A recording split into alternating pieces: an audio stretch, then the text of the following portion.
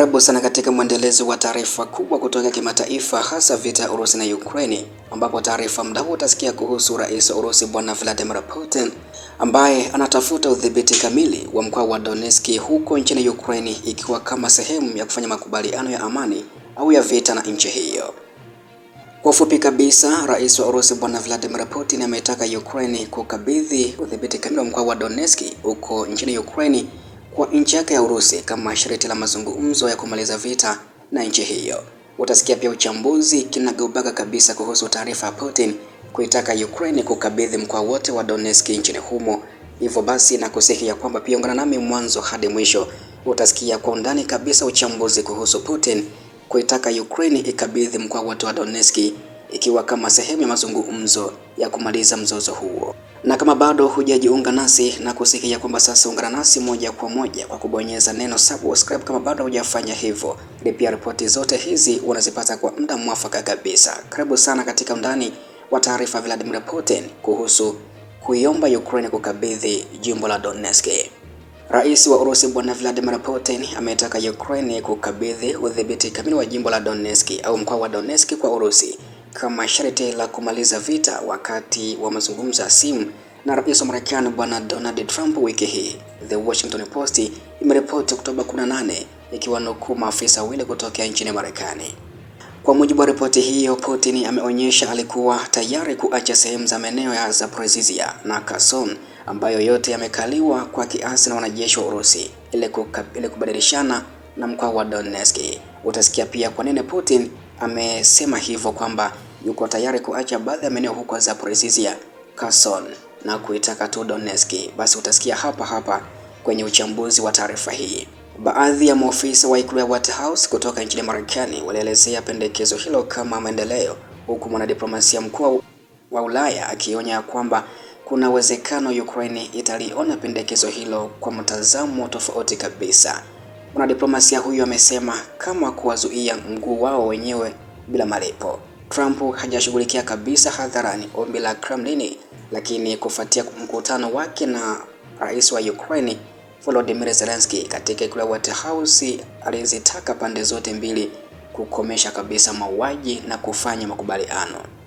Maendeleo hayo yanaashiria mabadiliko makubwa kutoka nafasi ya awali ya Putin mwezi Aprili mwaka huu alipokataa pendekezo la Marekani la kusimamisha uhasama katika mstari wa mbele wa kivita wa sasa, na badala yake akasisitiza kwamba makubaliano yoyote ya amani lazima yawe Urusi udhibiti kamili wa Crimea pamoja na maeneo manne kamili ambayo yanakaliwa kwa kiasi sasa, yani mkoa wa Donetsk, Lugansk, Zaporizhzhia pamoja na Kherson.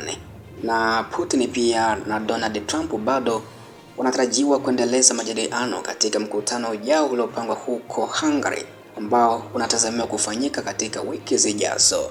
Na huu ndio uchambuzi wa taarifa ya Vladimir Putin kutafuta udhibiti kamili wa mkoa wa Donetsk huko nchini Ukraine ikiwa kama sehemu ya makubaliano na Ukraine, pamoja na uchambuzi mfupi wa maana yake, athari zake na changamoto zinazowakabili upande wote, yani Urusi na Ukraine. Kwa mujibu wa vyombo vya habari vimeripoti ya kwamba Putin anataka Ukraine kubadili mamlaka kamili ya mkoa wa Donetsk, ikiwa itakayompa jukumu la kuhamisha amani au kusitisha vita. Kwa mujibu wa ripoti hizo, Bwana Putin alizungumza kwa simu na Donald Trump na kusema kuwa ataacha sehemu ya mikoa baadhi, hasa Zaporizhzhia na Kherson, lakini Donetsk lazima aweze kuimiliki kwa ukamilifu, yani mkoa mzima uhamia Urusi, ambapo Ukraine pia imepinga vikali madai hayo ya kukubali kubadilisha mipaka au kukubali kuiachia Urusi baadhi ya maeneo ambayo bado iko chini ya udhibiti wa Kiev. Ripoti pia zinaonyesha kuwa pendekezo hilo limeonekana na baadhi ya maafisa wa Marekani kama hatua kuelekea mbele, ingawa kidogo, lakini kwa upande wa Ulaya na kwa Kiev yenyewe limeonekana kama uhamasishaji wa muungano wa Urusi. Donetsk ni sehemu ya mkoa mkubwa mno wa Donbas, ambapo pamoja na Luhansk ambao tangu 2014 umekuwa kini cha mzozo kati ya Urusi au waungaji wake na Ukraine. Kwa Urusi kudhibiti Donetsk kwa ukamilifu ina maana hizi tofauti. Moja kabisa ni kuhusu kuimarisha udhibiti wake wa kijiografia wa mkoa unaounga mpaka na Urusi, hivyo kuunda bafa ama eneo la usalama katika mkoa huo dhidi ya kupanuka kwa ushawishi wa Magharibi pamoja na NATO. Mbili ni kutoshikilia nafasi ya majadiliano ya kusitisha vita au makubaliano, na ikiwa Urusi inashikilia mkoa huo wa Donetsk, basi inakuwa na nafasi kubadilisha mlinganisho wa nguvu. Tatu, maeneo ya viwanda katika mkoa wa Donetsk. Rasilimali na mbinu za kijeshi katika mkoa huo na sehemu za Donbas ni maeneo yenye viwanda na pia viunganishi vya usafirishaji ambavyo ni ya kistratejia. Na hii ndiyo sababu pia kuu ambayo kwa nini Putin anadai kudhibiti Donetsk kikamilifu. Kwa upande wa Ukraine pia, muda mrefu mkoa huo umekuwa kifani cha kushikilia udhibiti wa eneo linaloathiri heshima ya taifa, udhibiti wake wa kisiasa na kwa hakika uadilifu wa mipaka ya nchi, ambapo kupoteza mkoa huo, hasa sehemu ambayo iko chini ya udhibiti wake, inazidi kuwa na maana ya kitaifa. Huu ndio uchambuzi maana, malengo na vikwazo juu ya Donetsk. Moja, malengo ya Urusi au Putin. Malengo yaliyo wazi.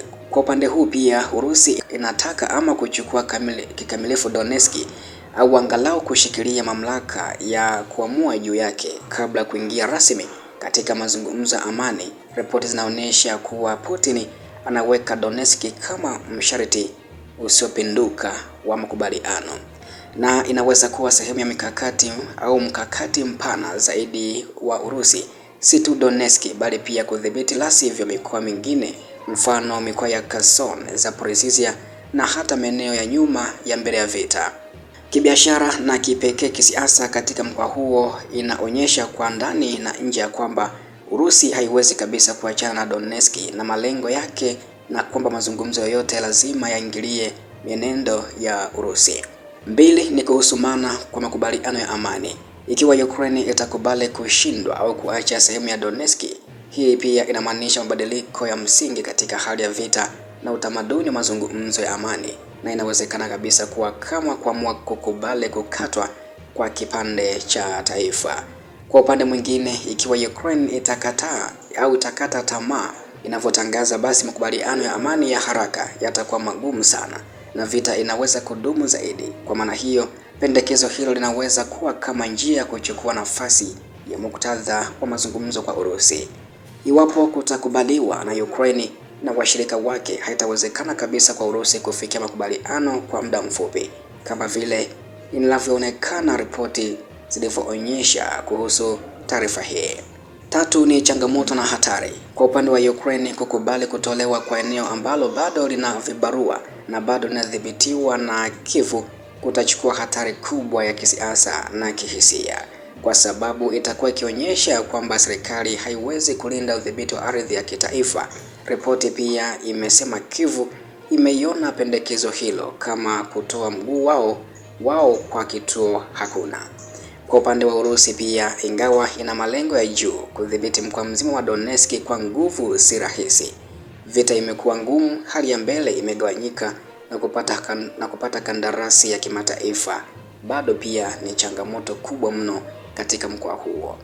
Kwa washirika wa Ukraine na jamii ya kimataifa, hii pia inawezekana kuleta hatari kubwa ya kuathiri misingi ya sheria ya kimataifa, kama si ubadilishwaji wa mipaka kwa nguvu, kufanya makubaliano moja ya upande mmoja kuwa mfano mbaya kwa migogoro ya baadaye.